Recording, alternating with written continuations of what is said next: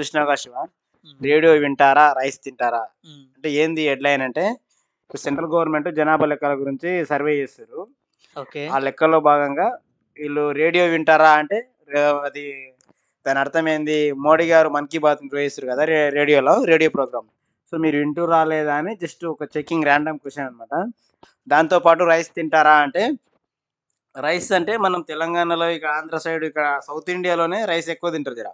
అక్కడ నార్త్ ఇండియాలో అంటే అక్కడ మన బీహార్ గాని, ఆహ్, ఉత్తరప్రదేశ్ గాని, ఉత్తరప్రదేశ్. ఢిల్లీ సైడ్ గాని ఢిల్స్ వాళ్ళంతా ఎక్కువ చపాతీ తింటారు. చపాతీ సో, రైసు అంటే మనకు 6 కిలోలు ఇస్తుర్రు కదా!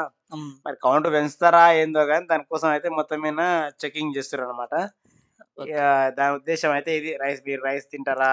రే రేడియో రేడియో వింటారా అని. వింటారా? ఆ! రైస్ తింటారా? మీ ఇంటి ఫ్లోర్ ఏంటి? బాత్రూమ్‌కి పైకప్పు ఉందా? జనగణనలో భాగంగా జరుగుతున్న ప్రీ టెస్ట్ హౌస్ లిస్టింగ్‌లోని ప్రశ్నలివి. ప్రతి ఇంటికి జియో ట్యాగింగ్ డిజిటల్ డిజిటల్ విధానంలో ప్రక్రియ. రాష్ట్రంలో 3 భిన్నమైన నివాసిత ప్రాంతాల్లో ప్రీ టెస్ట్. అంటే చెక్ చేస్తుర్రు. ఇది అక్యురేట్ ఇదే సర్వే కాదు.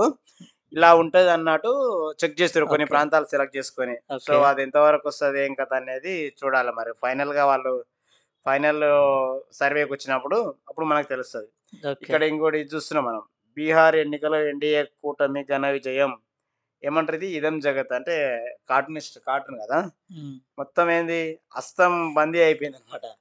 చేతి గుర్తు ఇట్లా. హ్మ్. చేతి ఓకే. గుర్తు బందీ అయిపోయి కమలం పువ్వు ఇట్లా వికసించింది. వికసించింది. సో, దానర్థం ఇక చెయ్యి పని అయిపోయింది. చేయి పని కమలం అయిపోయింది. దాని మీన ఉంది.